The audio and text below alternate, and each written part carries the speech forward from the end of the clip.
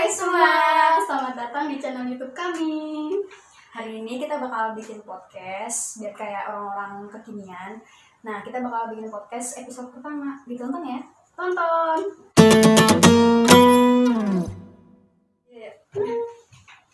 Dew panas banget, Dew minum apa Dew? Ya Allah, tau Dew. Kasian banget temen gue nih. Nih, lu mau air putih atau kopi? Air putihnya biar sehat, udah tua. Kopi gue juga bekas.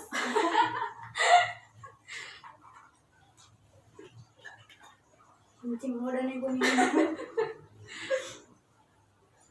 Gue baru tau loh kalau misalnya lagunya kayak gitu namanya Nestle, sumpah. Enggak lah, ini ada burung-burungnya. Oh, iya. Aku berarti mana ya? Coba lihat punya lo. Sama tuh. Nestle juga. Iya ya. Ini kan Nescafe, emang produknya Nestle. Bukan kayak cuma susu doang. Susu formula? Iya, emang dia awalnya susu formula. Yang diri ini Nestle. Itu tuh namanya Henry Nestle. Tuh kan belakangnya ada nama Nestle-nya pasti. Coba kalau nama gue Henry Tuti. Ya enggak lah, masa namanya nanti Tuti. Belakangnya bagus deh. Tapi emang awalnya gimana sih? Jadi tuh si Henry ini awalnya tuh bukan bikin susu formula, dia tuh punya beli pabrik minyak gitu sama minuman bersoda, tapi ya gitu bangkrut. Coba nih, misalnya kita zaman sekarang ya, lu gue beliin produk apa pabrik minyak gitu, kalau dia mah jadi bikin susu deh, ya ngotak-ngatik segala macam. Coba kalau lu paling bikin Pertamini, warung sembako, dia kagak lah nih, kocak banget ya. Ya namanya orang ya mungkin jalan suksesnya kayak gitu. Tapi pas dia bikin ada masalah nggak ya? Pasti kan kalau misalnya dia ngeracik ya pada zaman itu kan belum ada ya. Ada masalah nggak ya? Lu yang nggak pernah baca. Ya, parah banget. Karena gue tuh kemarin habis ada tugas SDM. Jadi kemarin gue baca nih. Kalau nggak gitu gue nggak baca sih. Jadi gini, kalau misalnya si Nestle ini emang pernah ada masalah juga. Ini kan gue tentang SDM-nya gitu kan. Masalah di mana susunya? Di produknya awalnya. Yang pas zaman dia bikin. Jadi kan pertama kali itu yang tadi bilang susu formula kan. Nah, sebenarnya kayak misalnya gini dah, semua orang tuh kalau bikin produk pasti ada pro ada kontranya kan. Nah, waktu pada kontranya itu, dia waktu itu lagi sebelum mendunia banget dah, tahun 70-an. Itu sih udah lumayan mendunia, tapi baru awal-awalnya baru mengembangkannya ke daerah kayak Asia gitu kan, kayak model Filipina gitu kan. Nah, terus dia tuh dapat musibah dapat kayak masalah gitu. Jadi dari kelompok ibu-ibu, lu tau kelompok ibu-ibu udah menuju ke perusahaan tuh udah jadi masalah kan. Oh, yang pas terus, dia beli susunya itu. Terus abis kayak gitu nggak mungkin bapak-bapak dong, dia kan yang ngurusnya ibu-ibu ya. Terus abis itu sama kayak lembaga kesehatan gitu, kalau di kita namanya BPOM kali ya.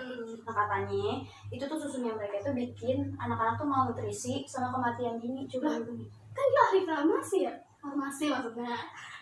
Aneh kan? Iya, makanya. Jadi gini, katanya kan kalau misalnya bayi umur 1 sampai 2 bulan, 2 tahun itu kan biasanya nyusu ASI eksklusif kan. Iya.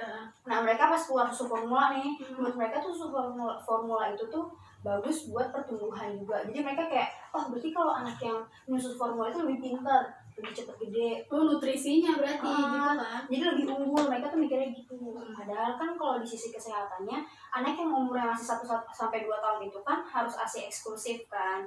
Nah, itu yang bikin kematian dininya juga.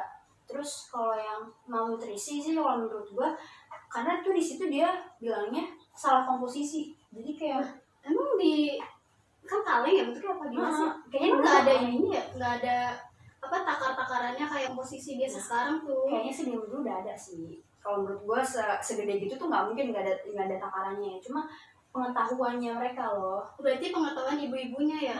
Berarti bukan salah dari si Nestle-nya itu? Kalau menurut gue sih iya. Soalnya dia udah akhirnya dia nge-labelin ke WHO gitu, kayak minta biar perlindungan WHO ke UNICEF. Iya. Tapi dia cepet banget loh jadi internasionalnya gitu, diakuin apa pabrik ya? Iya, namanya kalau kayak gitu tuh namanya kayak ada ekspansi bisnisnya deh. Jadi kayak kalau istilah kayak gitu tuh, jadi lu bakal kayak meningkatkan fasilitas lu, terus kayak ngangkat pegawai-pegawai yang lebih kompeten gitu. Itu kali ya pemasarannya ya. Iya, jago banget sih di situ. Dia tuh kalau misalnya perusahaan yang udah ngeglobal kayak gitu tuh biasanya dia kayak buka pasar baru gitu deh. Jadi emang biar orang-orang tuh lebih kenal, lebih gampang tuh produk masuknya gitu. Tapi dia cepet banget loh, gue kan baca ya waktu itu di internet 3 tahun loh udah nembus pasar Amerika Serikat. Baru 3 tahun coba lo bayangin. Kalau gue nembus pasar bisa pakai blog tuh nyasar serbu boro ya lo tawuran lo isinya bukan ya. Gitu deh lo. Memang gitu doang ya, cuma kayak minuman sama makanan doang. Ada nih kosmetik itu Maybelline, terus Garnier, L'Oreal. Wah, pasti lu mikirnya itu bukan Nestle ya? Enggak, gue gak pernah mikir itu sih. Sumpah gue juga. Gue kira tuh dia kayak punya brandnya sendiri, bukan anak perusahaan Nestle. Setahu gue mah Nestle kayak coklat gitu-gitu ya. Sumpah ya. Gue kira tuh kayak dia tuh model ya paling kalau Nestle kan apa ibaratkan kayak cuma makanan doang ya, kayak susu gitu-gitu loh. Ya, gue malah awalnya nggak mikir kayak gini, yang gue pikir tuh kayak makanan bayi, Cerelac tuh. Ibu sembat makanin kayak gitu kan. Gue malah mikir gini, apa jangan-jangan yang tadi dari lu bilang kalau misalnya Maybelline itu berarti di dalamnya kayak ada komposisi susu gitu ya? Jadi nggak ada kan, gila. Jadi mahal ya. Gila ya. Ya itu kan dari luar pasti mahal lah. Gue kira tuh kalau kayak Garnier tuh produk Indonesia aja. Iya, gue juga ngiranya Indonesia karena iklannya ya dari iklannya Indonesia banget. Gue kira sih, soalnya kayak gitu orang-orangnya juga yang iklannya Indonesia, jadi kita ngiranya kayak gitu. Yang masalah tapi ada masalah enggak ya? Selain kayak yang SDM-nya kayak gitu ya? Kayaknya kalau misalnya yang kayak kan produknya ya tadi. Kan tadi kan produknya awalnya tuh pasti kan seiring berjalannya waktu kan pasti ada masalah ya. Biasa sih dia kalau misalnya perusahaan gede kayak gitu selain produknya nih kan ada tuh orang yang iri lah apalah bilangnya iya dengki lah ada yang katanya produknya kayak gini gitu kan. Nah itu juga masalahnya karena emang udah gede biasa tuh masalahnya sama karyawannya juga ya lu jelas lah cabangnya di mana-mana. Berarti ini kemajuan teknologi kali ya? Iya, lu tahu situ ya kan biasanya kayak model di Jepang gitu kan. Iya. Pengurangan ini tenaga kerja. Dia tuh bener banget gedean. Biasanya kayak gitu sih. Jadi kayak mereka semakin mereka mikir ternyata dia tuh lebih efektifan kalau misalnya gue ngasilin kayak gini tapi apa sedikit orang ya gitu. Akhirnya dia kayak kemarin tuh ada masalahnya dia nge-PHK sekitar 300 orang lebih. Tapi dapat kompensasi nggak tuh? Biasanya mah dapat kok. Sama apa tuh kalau kompensasi kalau misalnya diberhentiin apa namanya? Pesangon. Iya, pesangon. Gede nggak ya pesangon dia? Pastilah perusahaan gede ya dia lah. Nggak mungkin kalau mereka tuh ngebiarin doang. Tapi pernah kepikiran nggak sih Del, gimana sih perusahaan segede gini tuh bisa mengembangin bisnisnya gitu? Padahal kan dia kayak apalagi ya dia tuh udah bikin banyak cabang di seluruh dunia juga. Gue rasa sih dia awalnya ya dia tuh kayak strategi pemasarannya loh nih biar produknya itu dikenal. Awalnya sih gue rasa kayak gitu.